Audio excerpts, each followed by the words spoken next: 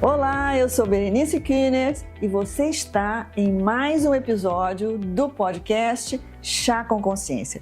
E hoje eu tenho uma convidada super especial, Vera Cordeiro, médica, empreendedora social e fundadora do Instituto Dara.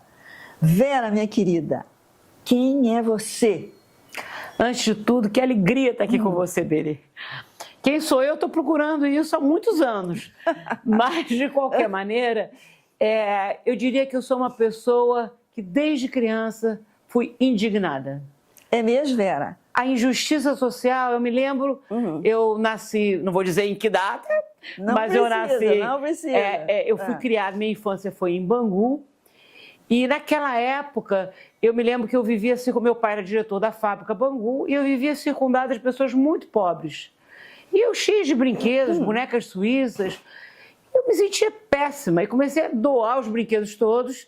Me lembro que a minha babá, que gostava de conservar meus brinquedos, cara, você quer doar mesmo? Então eu vou doar todos, você vai ficar sem nenhum. Eu não tinha a menor angústia, porque eu sabia que eu ia ganhar muito mais.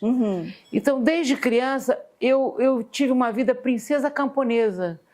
Porque depois, quando eu fiz faculdade de medicina, né, na UFRJ, eu convivi com pacientes extremamente pobres e doentes e vivia num alto padrão de vida.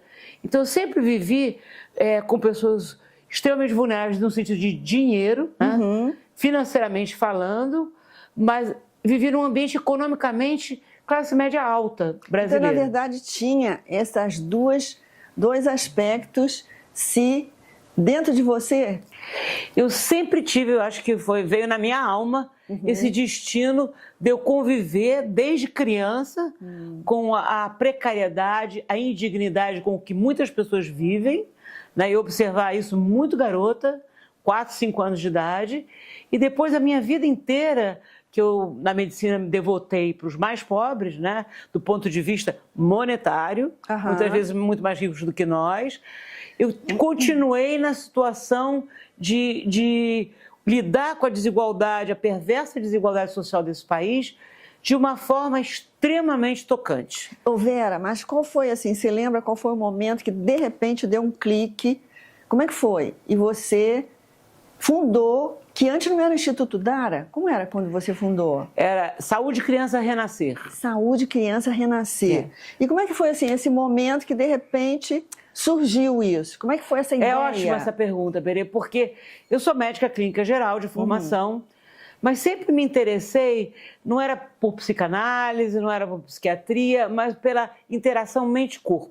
Vera, peraí, esqueci do nosso chá. Ai, meu Deus, aqui que bom. Eu tenho um chá maravilhoso aqui, porque você sabe que aqui nós estamos no espaço Chá com Consciência. Esse chazinho, Vera, foi feito com capim-limão, tirado lá da jardineira da minha casa. Olha aqui. Então, essa conversa é uma conversa assim, para a gente explorar vários espaços e segmentos da sua vida, mas tomando esse maravilhoso chazinho aqui com toda a calma. E olha, e esse bolo foi enviado especialmente para o nosso encontro de hoje pela Bica da Rainha. A nossa querida Rossana Gentil, lá da Bica da Rainha, mandou esse bolo para a gente. Nós não podíamos estar melhor servidos, Berê. Acho que eu vou ficar aqui até o final da noite, tá bom? A gente janta também. Então, continuando o gancho, e aí você estava lá no Hospital da Lagoa. Pois é, eu trabalhei 20 anos no Hospital da Lagoa. Passei um tempo, uns 3, 4 anos como clínica geral, e daí eu senti, porque eu sempre gostei muito da interface entre a medicina, o corpo e a mente. Então, eu não queria ser psicanalista, não queria ser psiquiatra, mas tive grandes professores como Abraham Exman, Perestrelo, Júlio de Mello, que foram meus professores de psicossomática. Então, eu tenho mania de fundar. Fundei um setor de medicina psicossomática, foi o primeiro em hospital público. Já existiu em outros hospitais. Do Hospital da Lagoa. Dentro do Hospital da Lagoa. E aí eu tinha comigo trabalhando musicoterapeutas, psiquiatras, psicólogos, e fazia grupos Balint, que é grupo sobre o paciente diabético. Por que ele não toma insulina? Por que ele é refratário? Por que a diabetes dele não está controlada? Então nós discutíamos a pessoa do paciente, a pessoa por trás da doença. E eu liderava isso, o Arthur da Távola foi lá falar que muitas das doenças são a ausência de afeto, de amor, Olha. E até aí, Berê, eu já estava satisfeita de ter fundado o primeiro setor num hospital público, porque em escolas de medicina, como Santa Casa, São Francisco, já existiam. Mas foi o primeiro no antigo INAMPS, hoje em dia o SUS, né? Mas, Vera, quer dizer que você é também, antes de tudo, uma criadora de ideias. E executora de ideias daquelas que você inventa. Berê, eu acho que eu não me encaixo em caixinhas, né? Eu completamente saio fora do quando eu sinto que eu não estou me sentindo completa, inteira em um determinado local. Então, como clínica geral, essa medicina tradicional ocidental, focada no corpo, na doença e não na prevenção, os aspectos emocionais, aspectos espirituais do adoecer, essa medicina não me encaixava, mas eu não moro na Índia. Então, a psicossomática foi o caminho, como chefe do setor de psicossomática, foi o caminho mais adequado para mim. Mas enquanto eu trabalhava com adultos e que tinham doenças autoimunes, isso não me chocava tanto. Claro que eu tinha que usar todo o meu lado clínico e meu lado de muito trabalho em psicanálise, em bioenergética, etc., para trabalhar com esses adultos. Porém, eu fui liderar a psicossomática na pediatria. E eu sou casada com o Paulo há 50 anos e tenho 2 filhas, que na época, Marina e Laura, 4 netos. Sim. Naquela época, a Laura tinha 10 e a Marina tinha 13 anos. E eu comecei a ver que na pediatria o ato médico não se completava. Não porque o Hospital Federal da Lagoa é referência no Brasil. Mas não se completa não é só no Brasil como no mundo. Porque eu vou dar um exemplo para você, Berê. Uma criança chega com pneumonia, mas a pneumonia é a ponta do iceberg. Chove dentro da casa dela, tem violência doméstica, não tem alimento. A doença é uma desculpa para a pobreza aparecer. Quer dizer que você foi ampliando a percepção da pobreza, do que traz a pobreza, do que está no embasamento da situação. Eu acho que eu fui ampliando o conceito de saúde. Tá. Porque muitas vezes os determinantes sociais, psicossociais do adoecer não são considerados na anamnese médica. É muito o sintoma. E a verdadeira causa com criança é vida e morte. Tá. Você tem netos, eu tenho netos, você sabe que criança exige muitos cuidados. E crianças vulneráveis financeiramente, elas entram num ciclo vicioso. Hospitalização, volta para casa, rehospitalização e morte. Ô Vera, mas e aí, com essa amplitude de percepção que você teve da situação das pessoas, você saiu apenas da visão do sintoma, como é que foi o clique que, de repente, como é que surgiu a ideia? Tem uma coisa até muito engraçada, porque tinha uma enfermeira que falou assim, doutora, a senhora foi clínica geral, depois a senhora fundou um setor de medicina psicossomática, o que é a senhora agora, uma irmã de caridade? Olha... Eu disse, olha, eu não sei quem eu sou, eu só sei que essas crianças estão se reinternando continuamente até morrer. E o ato médico, como diz o doutor Odilon Arantes, que era o chefe da pediatria, não se completa no Brasil e no mundo. Então, eu não sei o que eu vou fazer. E Berê, canceriana como eu sou, com uma mãe canceriana, eu me instalei nas cavalariças do Parque Lage, onde ficava, para quem não é do Rio de Janeiro, é um parque, uma área muito na área sul do Rio de Janeiro, onde é frequentado por pessoas de classe média alta. Eu me instalei nas cavalariças do Parque Lage, onde ficavam os cavalos da Besanzone Lage, que era a antiga proprietária. 200 anos atrás ficavam os cavalos. Então, imaginei eu numas cavalariças e eu atendia as crianças de manhã e comecei a juntar 20 voluntários. E mandava, quando eu percebia que a mãe dizia, doutora Vera, como pobre eu tenho tudo, eu não mandava para as cavalariças. Mas quando eu entendia que aquela mãe era alcoólatra, os filhos já trancavam a porta de casa e os filhos chegavam no hospital todos fraturados, iam para o CTI e ninguém pensava no alcoolismo da mãe. Eu falei, não, eu tenho que ir na causa, nos aspectos psicológicos, nos aspectos sociais dessa pessoa. Então, eu mandava de manhã para o hospital e encaminhava para o Parque Lage. Só no Brasil, né? Sim. Que algo novo poderia acontecer assim. Então, o que nós fazíamos? Deu certo a metodologia, que eu vou te contar depois, porque em vez de a gente criar, como é que a gente erradica a pobreza? A gente ouvia profundamente a quem a servia. Quem é essa pessoa na minha frente? A mãe, em geral mulher, da raça negra. Porque a pobreza no Brasil e no mundo tem raça e tem gênero. É mulher da raça negra. Então, mães e avós. Alguns homens participam hoje em dia, mas 90% são mulheres da raça negra. Então, a gente começava a fazer com essas mulheres, ouvir e fazer um plano de ação com ela. Não só focando, Berê, nos aspectos, violência doméstica, chove dentro da casa, não tem comida, mas assim, quais são os seus talentos? Porque aqui a gente vai te dar comida e remédio durante um tempo, mas você vai se autossustentar.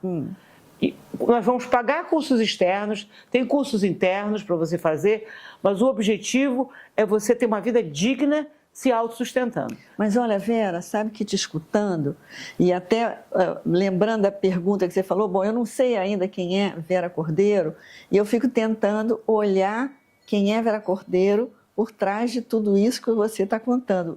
E quando eu te escuto falando isso, eu vejo que uma das coisas que é Vera Cordeiro é uma pessoa com uma capacidade de escuta. Veja o que você está falando, a gente escutava essas mulheres, a gente escutava essas pessoas, quer dizer, você tem um poder, uma capacidade de escuta e de abertura interna para olhar a pessoa para além do que as palavras dela estão contando para você. Né? Então, eu acho maravilhosa essa capacidade de escuta, que é uma das coisas mais difíceis, Vera. Muitas vezes a gente desenvolver, a gente sair da nossa visão de nós mesmos e se abrir para a escuta do outro, que é uma coisa maravilhosa que você teve e tem. E também te escutando, eu vejo que, embora estava trabalhando com pessoas que têm uma carência enorme, como, na verdade, você começou a plantar a semente de um processo de criação de abundância, né? Que foi começando a ensinar essas pessoas como é que elas poderiam produzir abundância para elas mesmas, empoderamento.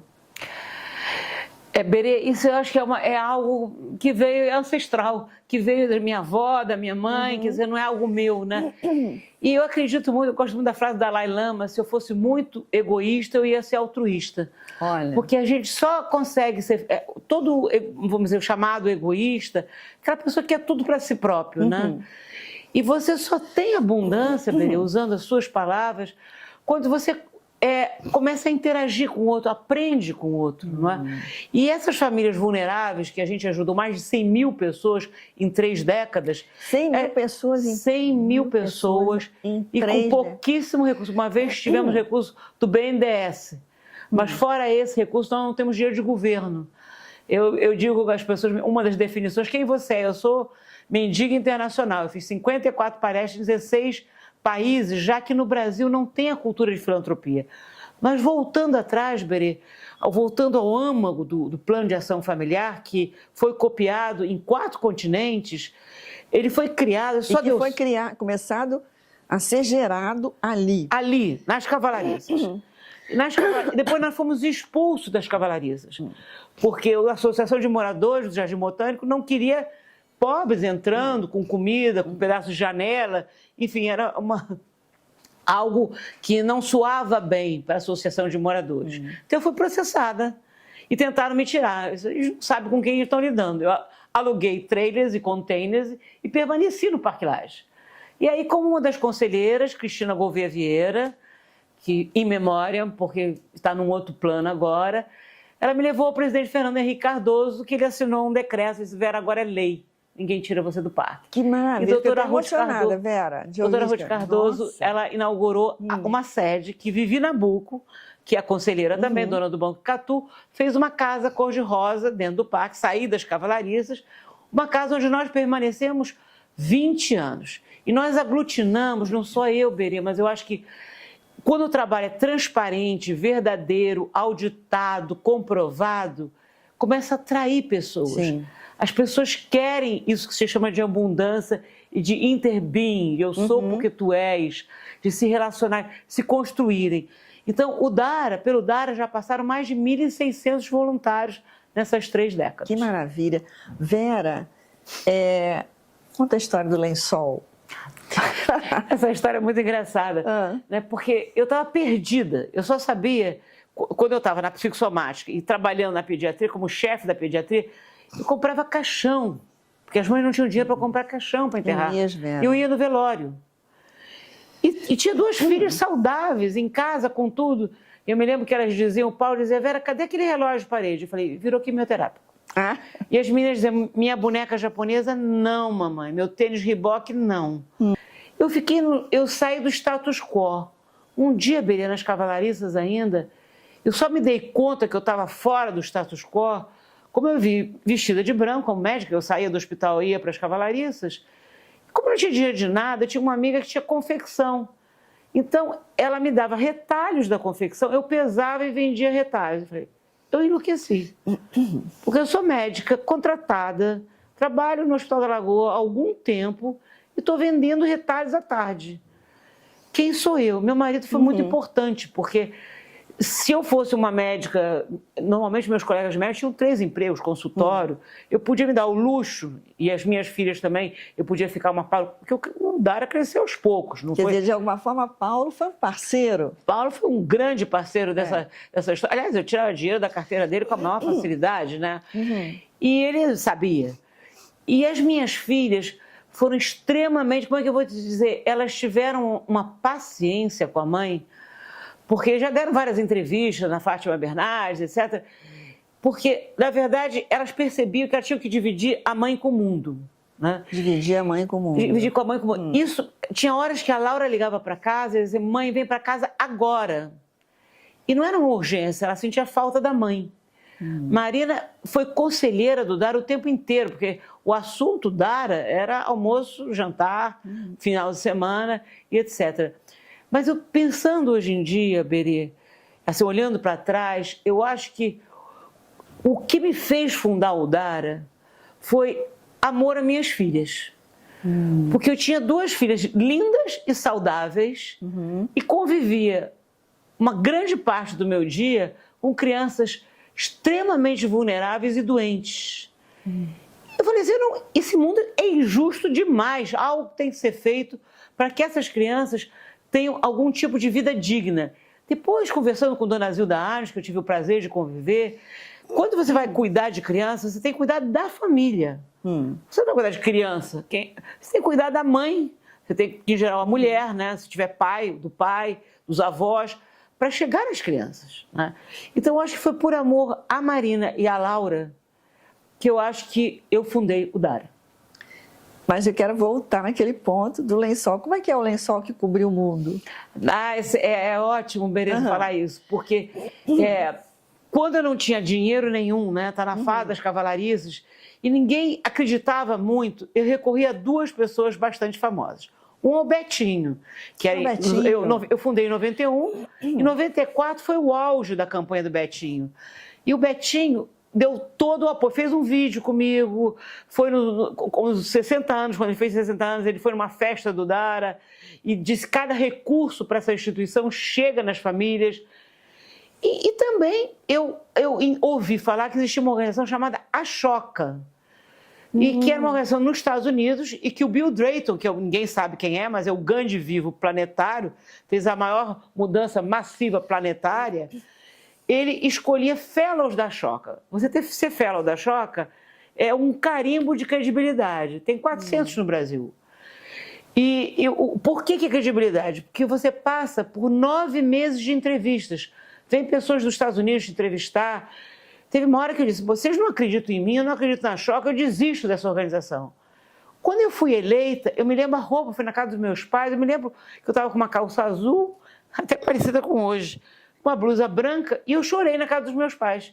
Porque eu entendi que o sonho grande de diminuir a pobreza, de fazer um planeta um pouco mais igualitário, alguém nos Estados Unidos apostava nessa ideia. Então eu ganhava recursos financeiros que eu não precisava, então eu doava todo para o Dara, mas ganhava, fiz 54 palestras em 16 países, com a ajuda da Ashoka, da Schwab, da Skoll e da Vina. Então, quando você tem essas chancelas, significa que você é uma organização bastante poderosa. E o lençol entrou quando? Esqueça do lençol. Esqueça do lençol. Porque o lençol entrou, até é o título da cobertura do mundo, entrou com Bill Drayton, por isso que eu fiz essa associação. O Bill Drayton, fundador da Ashoka, que foi a primeira organização internacional a reconhecer quando eu estava nas cavalariças e dar dinheiro, ele fez entrevista comigo e eu falei, não vou passar. porque o Bill fica 5 horas com a pessoa entrevistando. Eu fiquei meia hora com ele. Ele falou assim, mas Vera, em inglês, a entrevista foi toda em inglês, rifando um lençol, você acha que você vai chegar aonde?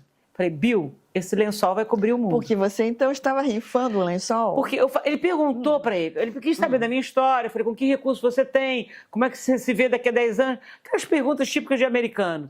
Eu não me via nem no dia seguinte, quanto mais daqui a 10 anos. Ele perguntou, com que recurso você conta? Eu falei, Bill, eu rifei um lençol.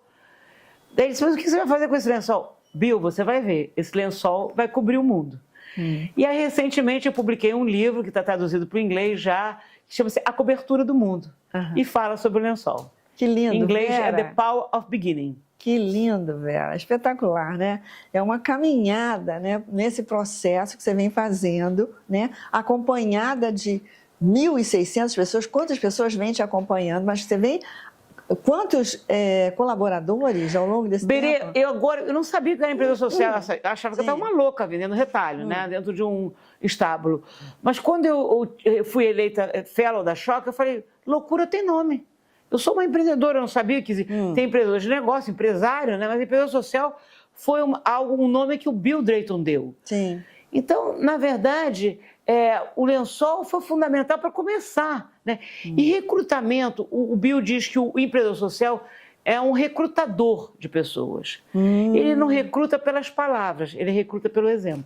Que bacana, Vera, que bacana. Porque, sem dúvida, você foi e tem sido uma pessoa inspiradora. Você vem inspirando, criando toda essa metodologia do Dara, que, a meu ver, é uma metodologia de criação de abundância a partir do empoderamento das pessoas. Quer dizer, na verdade, né, Vera, você muda o mindset das pessoas, muda toda a emocionalidade das pessoas para que elas acreditem nelas mesmas, acreditem que elas têm um potencial de gerar uma vida diferente. Isso é uma coisa maravilhosa.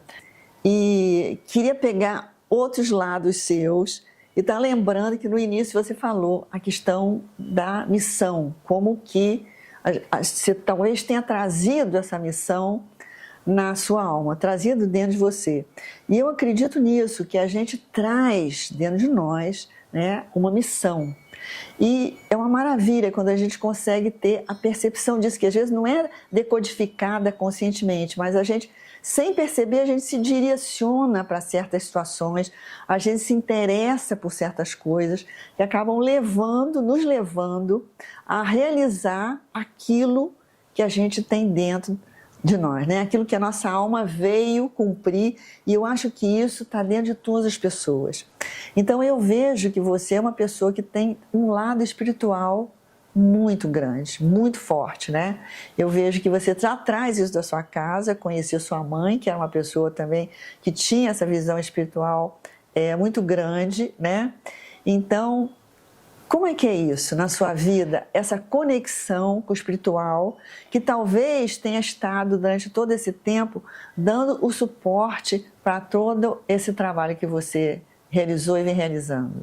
Beri, adorei essa pergunta. Essa pergunta é chave na minha vida, mas eu quero dar um passo atrás. Tá. Porque quando você falou, Vera, você ajudou a criar esse plano de ação familiar, que no fundo, a gente, antes do Dara, agora o mundo inteiro sabe, a gente foi precursor dessa medicina mais abrangente, né? Ainda não implementam, vai demorar tempos. Mas não fui eu que criei sozinho o plano de ação familiar, trabalhar saúde, educação, moradia, renda e cidadania, tudo interligado. Porque nos anos 90, quando eu fundei o Dara, era todos para educação, Habitat for Humanity, era tudo separado. Mas eu entendia que se você não trabalhasse essas 5 áreas de uma forma totalmente integradas, você faz maquiagem na pobreza. Então, por isso que deu tão certo. Então, foi um agrupamento de empresas, instituições e pessoas que criaram esse poderoso plano de ação familiar, que virou já política pública em Belo Horizonte, em Itu, e agora quero que vire política pública federal, que se é a forma de tornar o país mais igual. Voltando para a sua pergunta, Peri, sobre a espiritualidade, quando eu tinha 30 anos, uma voluntária da psicossomática, do setor psicossomática, Laura Aplinger, ela me deu o I Ching, que, para quem não conhece, é um oráculo, né? Que ninguém sabe quem escreveu, mas era consultado há 5.000 anos atrás na China, e foi traduzido para o inglês e trouxe para o Ocidente, e muitas pessoas conhecem esse oráculo. E no começo, o livro me pareceu assim, eu não entendia bem como lidar.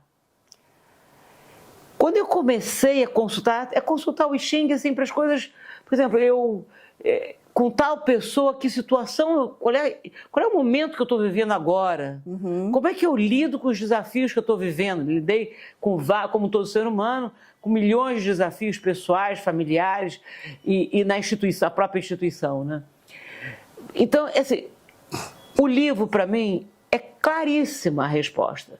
Eu sinto até que eu psicografo. Porque eu me lembro, um dia eu cheguei do Moncorvo Filho, que é um hospital que eu trabalhava, e eu estava exausta e coloquei num papel que eu escrevo a pergunta antes de consultar o I Ching, opressão e exaustão. E são vários hexagramas. O hexagrama que eu consultando, eu tirei no livro, era opressão e exaustão. Que espetáculo, então, assim, Vera. ao longo da minha vida, é como se eu tivesse assim, eu brinco com Deus e digo assim, eu vou te dar uma missão difícil, mas você vai ser amparada. Então, o I Ching foi, nesse livro A Cobertura do Mundo, que está à venda na Amazon, para quem quiser comprar, O Dinheiro Não Vem para Mim, vai para o Instituto Dara, que conta toda a trajetória pessoal de vida, e conta toda a trajetória... O livro é maravilhoso, eu li, é maravilhoso, eu recomendo. Que maravilha. Conta toda a... Eu falo muito na sincronicidade, que o que me levou a Deus, Berê, foi a sincronicidade. Porque a sincronicidade parece que é uma prova que as leis cósmicas, o plano divino, ele vai te dando sinais. Exatamente, exatamente. Tem algo, né? Tem algo. Mas, ô Vera, eu adorei que você falou do I Ching, porque eu trouxe aqui uma surpresinha para você. Ah, não acredito. O meu livro de I Ching. Meu Deus do céu. Eu também consulto o I Ching. Meu Deus do céu. Eu sei que esse da não Laide. é o seu. Eu tenho um desse. Eu tenho. Mas assim, Berê, aliás, para quem tiver, não conhecer... Olha, Vera, ele tem uma outra capa que já está toda rasgada. Eu ia até colar a capa para não trazer com a capa, mas aí eu resolvi tirar a capa atrás assim. Porque é um livro, para mim, importantíssimo também, que eu tenho o maior respeito e também consulto. Só que você é uma expert no I Ching muito Não, eu sou tanto quanto você. O meu está com esparadrapo, de tão rasgado, e é a segunda versão dele. Então, eu não sei viver sem o I Ching. Meu marido até brinca comigo. Para de consultar isso, me consulta. Ele fica com ciúmes do I Ching, né? Eu falei, Paulo, eu vou consultar você e é o I Ching, tá bom? Você está em boa posição. Mas, assim, o livro ao longo da vida, com os embates com os filhos, né? Porque tem momentos na vida que você tem que se retirar. Sim. Não tem outra solução. Se tem uma amiga sua que está te tratando mal, ou você não está se sentindo bem na relação, eu me lembro que eu estava me sentindo sem saber o que fazer com essa situação de amizade. O livro deu a retirada. Porque tem momentos que, por problemas pessoais dessa pessoa, não dá para você avançar, né? E tem momentos de libertação, e é claro que um cenário novo, como se um dia está chovendo, outro dia abre o sol, né? Não, é um oráculo maravilhoso. É um oráculo eu vou te contar uma coisinha engraçada, Vera. Antes de começar esse processo que eu estou fazendo agora, que é a segunda temporada do podcast Chá com Consciência, que é um podcast que eu já fiz anteriormente, agora fazendo uma temporada nova, eu consultei o I Ching para saber quais eram as possibilidades para esse processo. E aí, Vera, eu não me lembro, o hexagrama, acho que era o 8, acho que era o hexagrama 8. E o hexagrama 8 dizia o seguinte... Solidariedade. Hã? Solidariedade, não? Não, é um hexagrama que diz que todas as... Eu não me lembro as palavras, mas que é tudo de bom esse hexagrama. Que as possibilidades são ótimas. E aí diz o seguinte, que as possibilidades são tão ótimas que quando sai esse hexagrama, você deve fazer de novo a pergunta para confirmar. Vera, aí eu falei, meu Deus do céu, agora eu tenho que fazer a pergunta de novo e vai que sai o hexagrama que não confirma. Falei, bom, mas agora eu tenho que seguir a orientação do I Ching, né? Aí eu fiz de novo, acho que deu 52, eu não me lembro de cabeça. Aí era um hexagrama que, graças a Deus, confirmava. Então, mas eu achei que nunca tinha me saído isso, um hexagrama que as possibilidades são tão boas que você tem que fazer uma confirmação com uma segunda, perguntar novamente ao I Ching se realmente ele confirma aquilo. Berê, só para completar o que você está falando, eu acho que eu não estaria viva se não fosse o I Ching. Porque o gasto de energia pessoal, de vida da família, dos amigos... Tinha amigos que não atendiam mais o telefone. Sim, eu imagino. Eles achavam que eu não ia chamar para ir ao cinema. Eu queria que eles se voluntariassem, que desse recursos, enfim. Mas depois eu entendi aos poucos que nem todo mundo, principalmente no Brasil, Berê, está aberto para entender que nós vivemos numa bolha.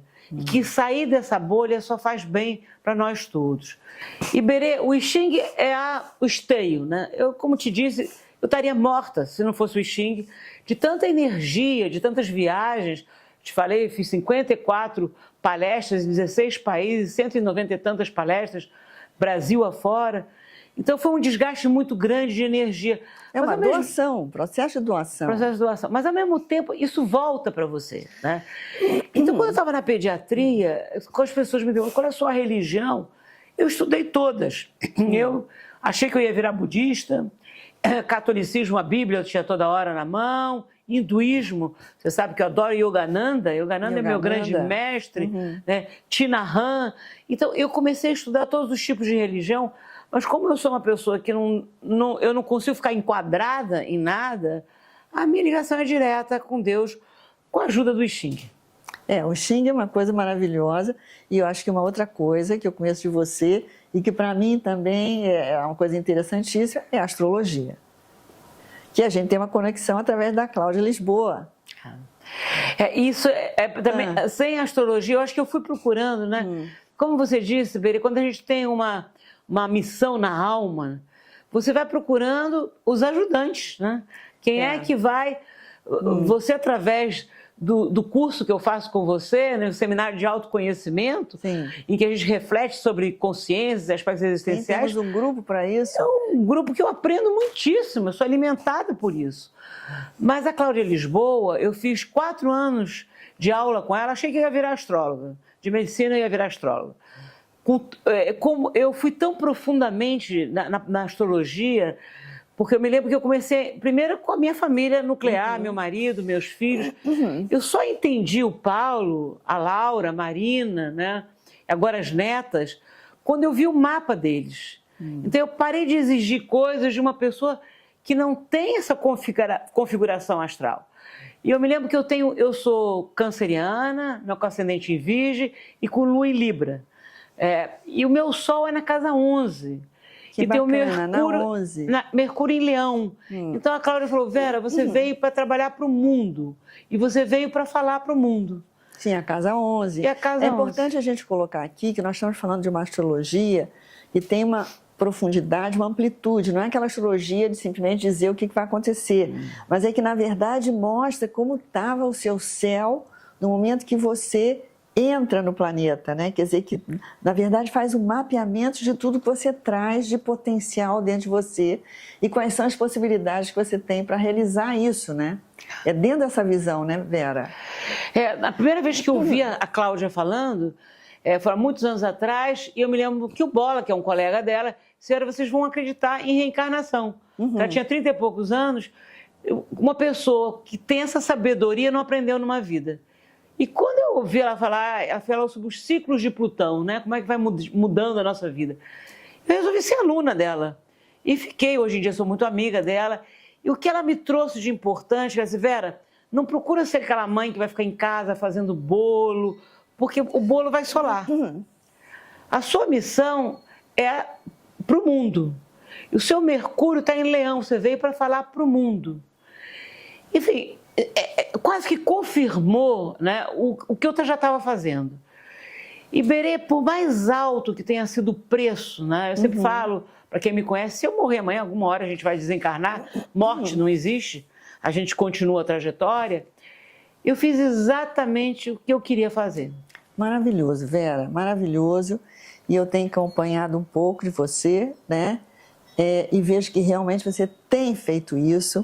Agora, para fechar um pouco e fechando a nossa conversa aqui, que eu quero te agradecer muito você ter vindo e ter contado todas essas coisas maravilhosas, que eu acho que também quem escuta não só abre a possibilidade de colaborar, como abre a possibilidade de que como é possível realizar abundância de pessoas em condições tão desfavoráveis criam uma nova vida, né? O que pessoas que têm uma certa condição não poderiam fazer, né? No sentido de não abrir mão de qualquer desesperança, né? E olhar para o futuro de uma outra forma. E aí, para ir fechando a nossa conversa, como é que você vê o futuro do Dara daqui para frente? Berê, o futuro do Dara vai ser brilhante. Eu não tenho dúvida. A gente saiu de um lençol, né? A cobertura do mundo. Sim. E hoje em dia, a equipe que está lá são equipe de profissionais extremamente competentes. Pessoas com background de várias áreas, doutorado, ou pessoas com uma devoção à causa. Porque, Sim, diferente de você trabalhar numa empresa, que muitas vezes os donos da empresa vão ficando ricos, a gente enriquece a vida das pessoas. que maravilha. Então, Vera. isso, como eu te falei, a metodologia já está em 4 continentes. Porque lá fora chama-se Client Center Methodology. Uhum. Então, o futuro do Dara, para mim, eu acho, primeiro, o meu grande desejo para se tornar, vamos dizer, se espalhar Brasil afora. Eu já te falei, tiveram 23 organizações em 6 estados, virou política pública em 2 capitais. Mas, na verdade, para diminuir a terrível desigualdade social e a guerra civil não declarada que nós todos vivemos, é necessário uma conjunção de governos, empresas e organizações sociais. Nós já estamos fazendo o que a gente chama de RUPEP, que é Hub de Erradicação da Pobreza. Pegamos o filho do Betinho, 9 organizações famosas, que já completamente consagradas no mundo, e pretendemos fazer um movimento, vamos aglutinar outras 100 organizações, Brasil afora, para fazer um advocacy com governos e com empresas para realmente levantar o país. Que maravilha, Vera. Porque esse país é um país, eu chamo de abúlico, que é um termo médico, Berê. Abúlico quer dizer, não pulsa. Nos Estados Unidos, com todos os defeitos que os Estados Unidos têm, as sociedades são muito mais, elas têm uma visão comunitária. Minha filha, quando morou em Washington, mãe, achava que brasileiro era muito bonzinho. Nós não somos, não. A criança morre na rua, o idoso está na rua, há uma desigualdade total. Aqui, cada quarteirão tem uma organização social. Então, enquanto a gente não se organizar, e o Dara é um exemplo, né? O Dara, a gente está fazendo uma articulação entre várias organizações sérias de fellows da Choca, para que juntos a gente levante o país como o Betinho levantou em 94. Maravilhoso, e mais Vera. do que isso, eu quero que o governo, tomara que ouça esse podcast, torne a metodologia do Dara política pública federal. Que 8.000 CRAs, que é Centros de Referência de Assistência Social, no Brasil, é onde a pobreza está, tem 8.000. Se todo centro de referência de assistência social fizer o trabalho do Dara, vai diminuir muitíssimo a perversa desigualdade social que nós todos estamos imersos. Vera, maravilhoso. Eu quero te agradecer de coração ter vindo aqui, maravilhoso, colocar tudo isso. Olha, é um trabalho lindo, você está de parabéns, o Instituto Dara e todos que trabalham hoje lá e que estão espalhando isso pelo Brasil e pelo mundo. Super obrigado, Vera.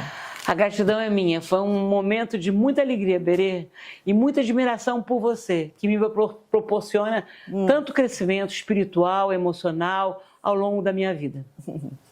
Obrigada, Vera. E esse foi mais um episódio do podcast Chá com Consciência. E hoje eu tive enorme prazer de receber a minha querida amiga Vera Cordeiro.